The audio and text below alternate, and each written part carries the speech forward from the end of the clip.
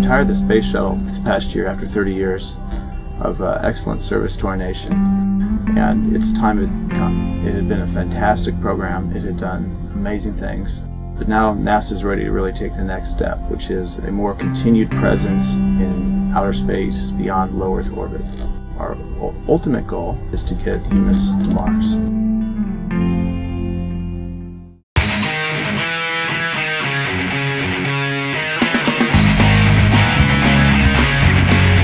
When we started this project, we thought we were really clever thinkers. We had some technology we wanted to explore that involved multiple wheels and the ability to turn in any direction. They thought, well, what if we build a cabin and have the crew go out for multiple days? And that's really where this small pressurized rover concept has really evolved into the space exploration vehicle. So the SEV will hold 2 astronauts. They basically live in this module, in this rover. It's your own personal SUV in space.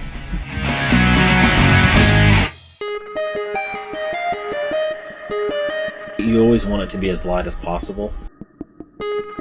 You also want it to be strong enough that it's got your safety factors, that nobody's going to get hurt.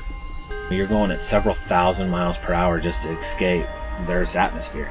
So you've got to be able to handle all these vibrations and all these different things just to be able to get out into space, and the vehicle can't be damaged.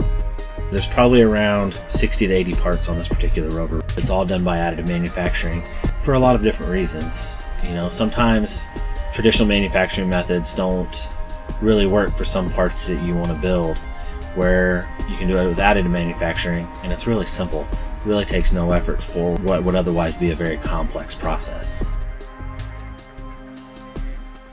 Whether it be ducting that's got flame retardant characteristics and properties to it to help keep people safe, or different fixtures and different parts, there's absolutely a place for additive manufacturing.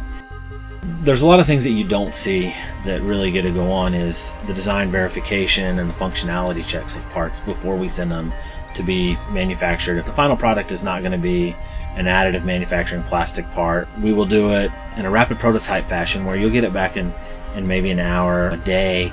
What that allows us to do is be able to check our design and make sure that everything's going to work the way we think it is. Sometimes vendor components are a little bit different than what you anticipated, what the drawings say.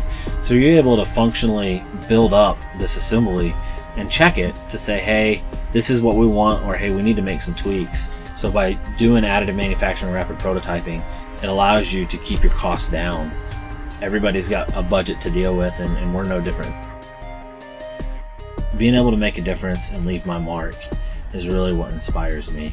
You know, that's what gives me the drive to do what I do.